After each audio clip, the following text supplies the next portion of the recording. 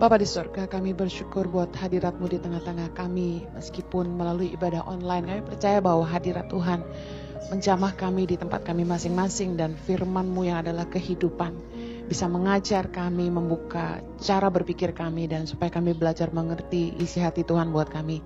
Menyerahkan setiap menit-menit ke depan ke dalam pimpinan Roh Kudus. Berbicaralah buat setiap kami Tuhan, para wanita-Mu. Di dalam nama Yesus kami berdoa. Amen. Halo shalom semuanya. Halo, apa kabar Impact Woman?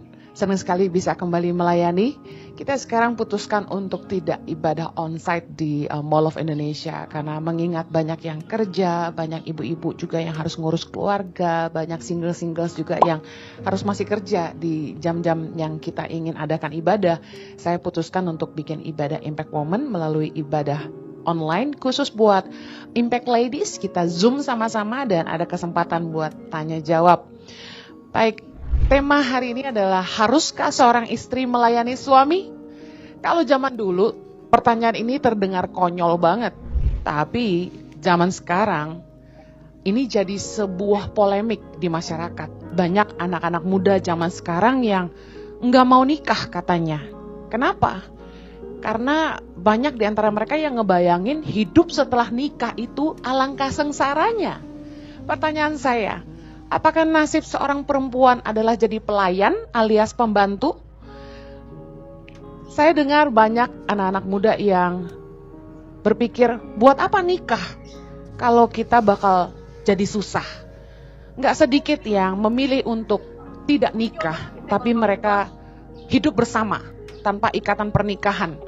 Kenapa begitu? Katanya kalau sudah nikah itu kan mereka kalau sampai mengalami perlakuan yang tidak baik, untuk berpisah itu masalah yang cukup pelik ya. Perceraian itu masalah yang sampai sekarang itu cukup menjadi sesuatu yang menjadi momok ya, mempermalukan keluarga, ganti status dan sebagainya. Sementara kalau mereka nggak ada ikatan nikah, anak-anak muda berdalih bahwa ya pasangan saya lebih menghargai, karena kalau mereka perlakukan dengan tidak baik, mereka bisa pergi kapan aja dan mereka bisa pisah tanpa perlu ribet, tanpa perlu biaya. Tapi apakah pernikahan seperti itu? Ada lagi anak muda yang bilang gini, marriage is the door to slavery. Yang artinya pernikahan adalah pintu kepada slavery, itu perhambaan ya, perbudakan. Di mana istri harus ngurus suami, harus ngurus anak ya, jadi pembantu di rumah tangga. Kenapa bisa gitu? Karena mereka lihat mamahnya harus ngurusin semua koper keluarganya, termasuk suaminya, kopernya sendiri, dan koper anak-anaknya waktu traveling. Anak-anak lihat itu, sementara papahnya cuma pegang handphone aja. Kemudian ketika papanya mau makan, ketika keluarga itu mau makan, mamahnya yang sibuk di dapur, udah mulai dari masak, cuci-cuci, sampai siapin meja makan. Papa tinggal makan aja. Jadi anak-anak tuh melihat, wah kok pernikahan seperti ini ya? Perempuan identik dengan pelayan. Kalau masuk dalam pernikahan, mereka akan jadi budak yang mengurus suami dan anak-anaknya. Banyak anak-anak muda yang akhirnya refuse untuk menikah, gak mau nikah. Ada seorang teman lama yang dia married sama bule ya, orang asing. Dia cerita sama saya kalau di dalam rumah tangganya dia buat satu aturan, yaitu dia dan suaminya harus ngurus diri masing-masing. Salah satunya cuci kamar mandi masing-masing. Jadi mereka punya kamar mandi yang terpisah. Kemudian membersihkan kamar masing-masing. Loh, saya tanya, berarti suamimu punya kamar sendiri? Iya. Kemudian dan mengurus makanan masing-masing. Independen, gaya hidup bule. Apakah menikah harus seperti itu? Argumen para istri yang dituntut melayani suami. Loh, kan saya juga bekerja. Masa saya juga harus ngurus rumah? Ada ya iklannya ya, kalau pengen istri cantik, ya jangan harap dia bisa masak gitu katanya. Kemudian, loh wanita juga bisa jadi kepala keluarga, kenapa cuma suami aja gitu. Kemudian wanita juga menghasilkan. Jadi dalih-dalih kenapa perempuan harus melayani suami, karena ini. Wanita juga kerja, wanita juga punya kapasitas jadi kepala keluarga, wanita juga menghasilkan, bahkan ada yang penghasilannya lebih besar dari suaminya, bahkan ada yang suaminya tidak menghasilkan sama sekali. Kemudian apalagi yang membuat para wanita, istri-istri ini berdalih ketika disuruh melayani suami? Istri kan bukan pembantu, ya gitu.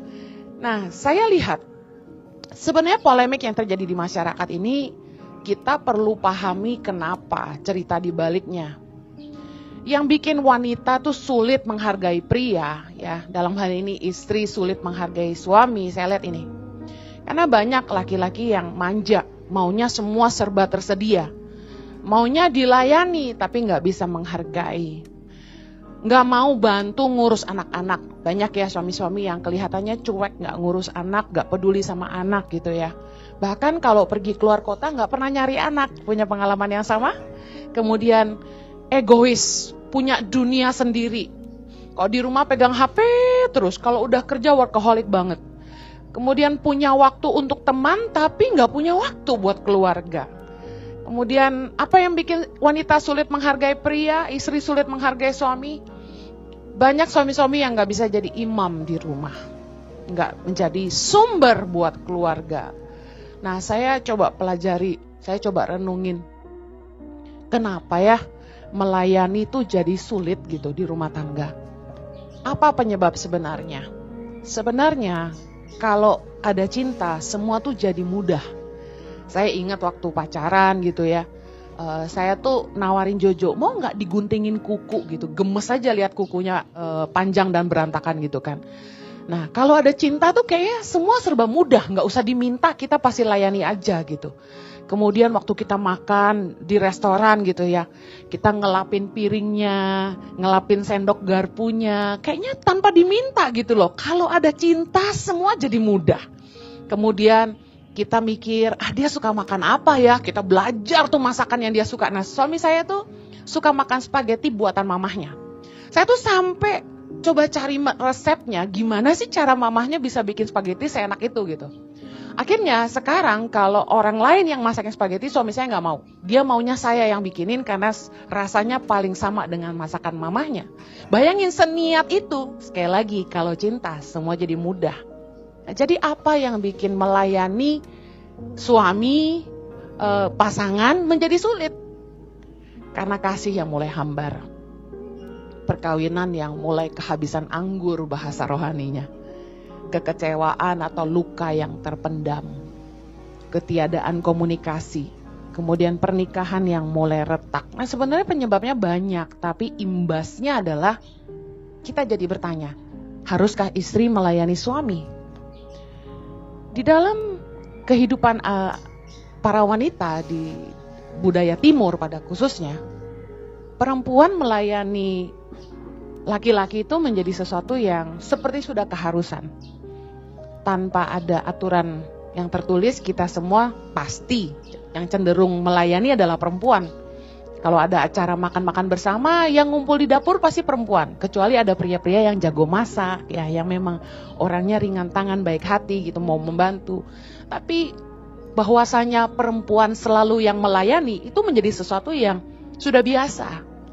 Tapi karena kemajuan zaman dan wanita banyak yang sudah kerja, punya usaha, jadi wanita karir, wanita bahkan ada yang jadi menteri ya, punya perusahaan dan lain sebagainya, menjadi lebih kuat dari suaminya secara keuangan, secara kemampuan, membuat banyak wanita yang kemudian bertanya, apa saya harus melayani suami saya? Mungkin karena kecapean bekerja, karena melihat suami juga di rumah gak ngapa-ngapain, sementara saya letih, saya kerja dari pagi masih ngurus anak, ngurus rumah, kok suami gak bantu saya? Saya bisa merasakan apa yang para wanita rasakan, tapi mari kita kembali kepada firman Tuhan. Apa sih alasan pertama Tuhan menciptakan perempuan?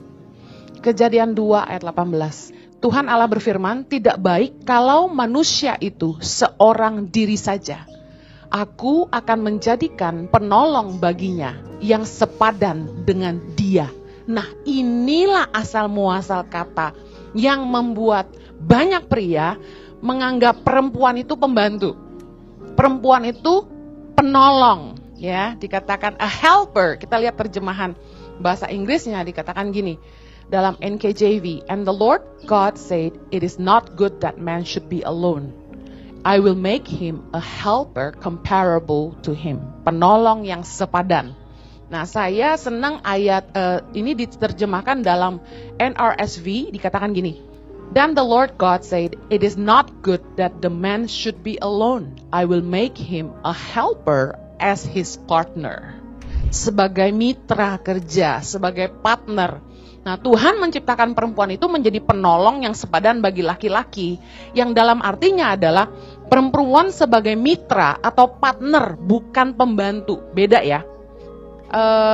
Contoh, kita itu punya pegawai di toko, kita punya staf di kantor, kita punya pelayan di rumah misalnya. Yang mana yang sepadan, yang mana yang partner, yang mana yang pelayan? Partner si suami adalah istrinya. Sementara yang lain di sekitarnya, mulai dari pelayan di rumahnya, staf kantornya, atau orang-orang yang bekerja pada dia, itu orang-orang yang bekerja sebagai helper, penolong. Tapi istri mempunyai posisi yang jauh lebih tinggi dari itu, yaitu sebagai mitra kerja, partner dalam hidupnya. Kalau kita mandangnya kok perempuan jadi pembantu, saya rasa nggak serendah itu. Tuhan mendesain istri itu menjadi mitra sekerja, partner dalam hidup, untuk menolong. Nah, apakah yang menolong lebih rendah dari yang ditolong? Tentu tidak, bukan? Justru karena laki-laki perlu ditolong, menandakan perempuan itu lebih kuat. Kita lebih kuat jelas, perempuan kuat melahirkan, laki-laki tidak. Perempuan itu punya daya tahan terhadap rasa sakit lebih daripada laki-laki. Saya berani bilang ini, perempuan bisa hidup tanpa laki-laki, tetapi laki-laki membutuhkan perempuan. Makanya Tuhan berkata, tidak baik manusia ini seorang diri. Aku akan memberikan penolong yang sepadan untuk dia. Kenapa? Karena laki-laki sulit hidup sendiri. Anak saya bilang, wow, kalau gitu laki-laki itu nggak bisa independen ya mami. Maybe ada yang bisa, tapi kebanyakan perempuan yang lebih kuat untuk hidup tanpa suami daripada laki-laki tanpa istri. Makanya nggak heran perempuan diciptakan lebih banyak daripada laki-laki. Karena tidak semua perempuan harus menikah. Apa kata Alkitab tentang keluarga? Saya ingin lihat dalam Pengkhotbah 4 ayat 9 dikatakan gini. Berdua lebih baik daripada seorang diri. Karena mereka menerima upah yang baik dalam jerih payah mereka. Kita bisa hidup sendiri. Tapi firman Tuhan bilang berdua lebih baik daripada seorang diri. Yang artinya gini, suami istri yang bekerja sama dengan baik akan menerima upah yang baik. Katakan amin. Nah, seringkali pernikahan nggak ada kerjasama yang baik, makanya kehidupannya nggak baik. Nah, pertanyaan saya selanjutnya, tugas siapakah yang mengurus keluarga? Apakah tugas istri aja atau tugas suami istri? Mari kita lihat dalam Titus 2. Titus 2 ayat yang ketiga. Titus 2 ayat yang ketiga dibilang gini. Demikian juga perempuan-perempuan yang tua, hendaklah mereka hidup sebagai orang-orang beribadah, jangan memfitnah, jangan menjadi hamba anggur, tetapi cakap mengajarkan hal-hal yang baik. Ayat 4, baca sama-sama.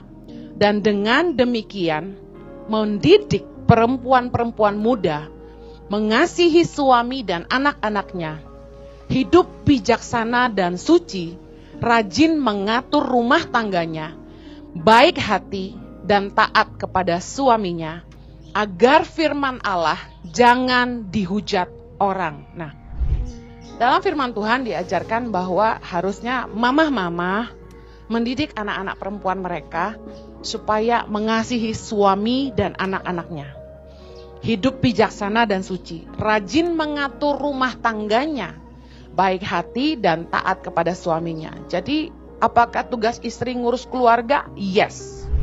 Tapi mari kita lihat juga dalam 1 Timotius 3 ayat 12. Diaken haruslah suami dari satu istri dan mengurus anak-anaknya dan keluarganya dengan baik.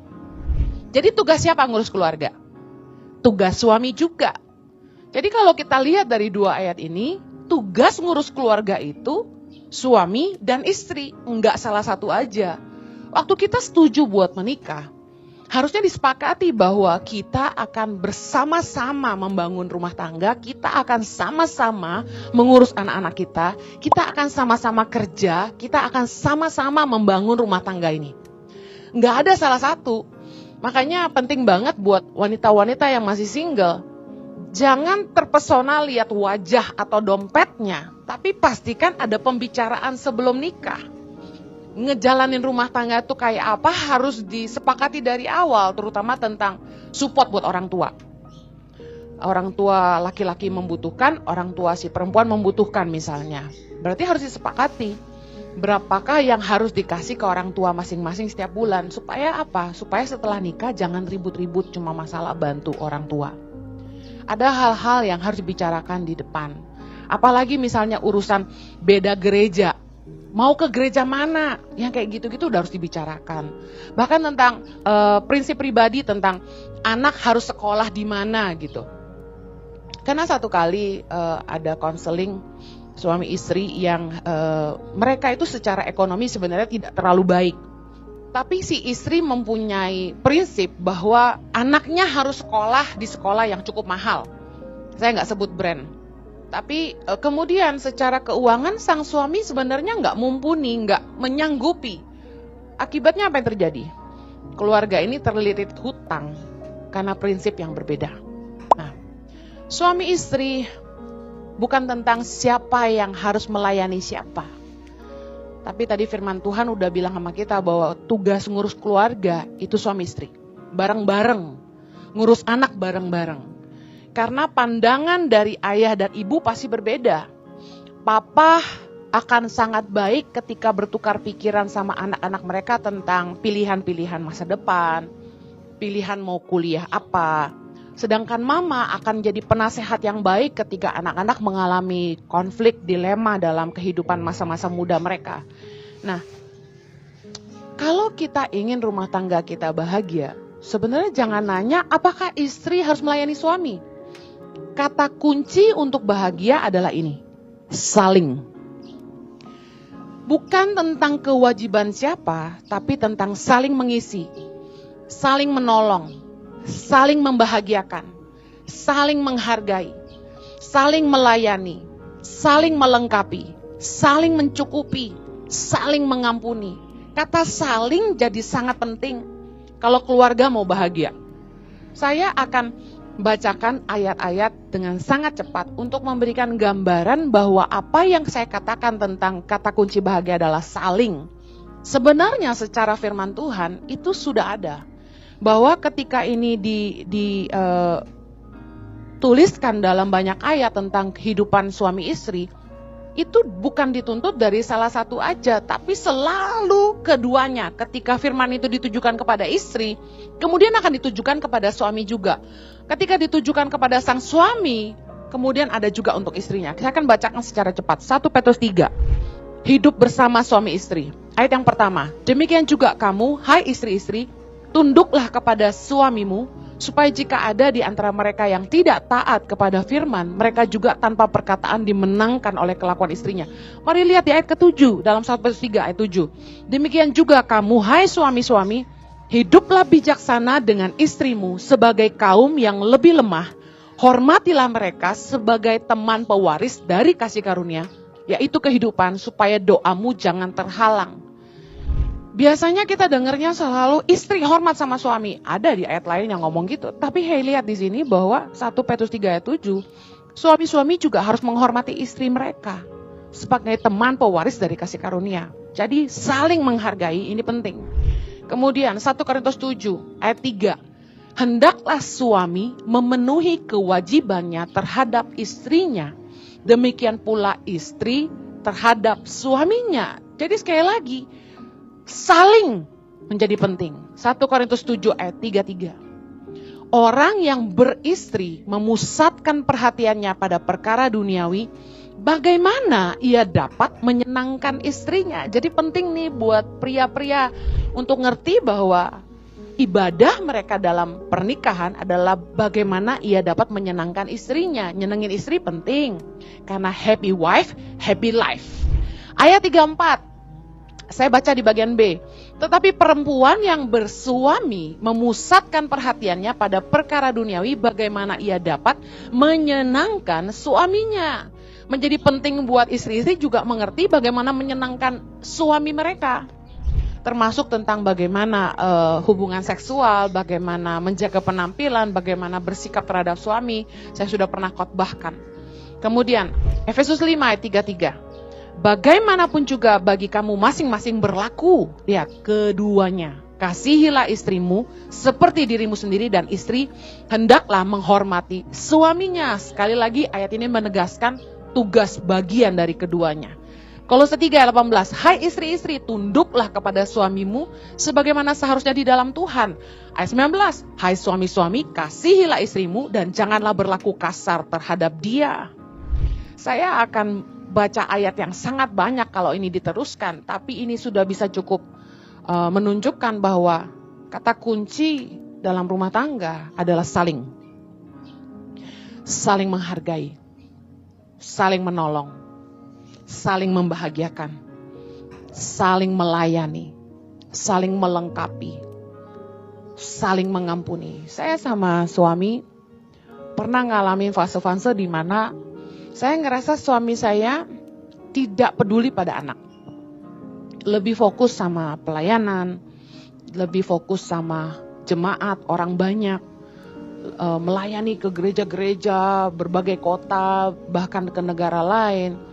Dan kalau sudah keluar kota, nggak ingat rumah, nggak telepon cari anaknya, dan lain sebagainya. Nah, saya sempat merasa kok orang ini nggak peduli sama anak, nggak kangen sama anaknya. Nah, saya berasa dari kecil anak-anak sekolah itu saya yang ke sekolah sendirian menghadiri pertemuan orang tua, suami ndak ada, dan lalu ketika saya lihat ada anak-anak lain yang didampingi papa mamanya, saya sedih. Nah, pasti ada ya yang ngalamin kayak saya ya, ngerasa ngebesarin anak sendirian. Kemudian saya coba perbaiki, saya coba ngomong sama suami saya bilang kita nggak bisa begini terus. Kita harus gedein anak nih sama-sama. Ada yang bilang gini, laki-laki memang begitu Bu Heni. Laki-laki memang fokusnya itu sama kerjaan. Fokusnya keluar, eksternal. Istri-istri yang internal, ngurusin anak, ngurusin rumah tangga. Well, I agree in some point.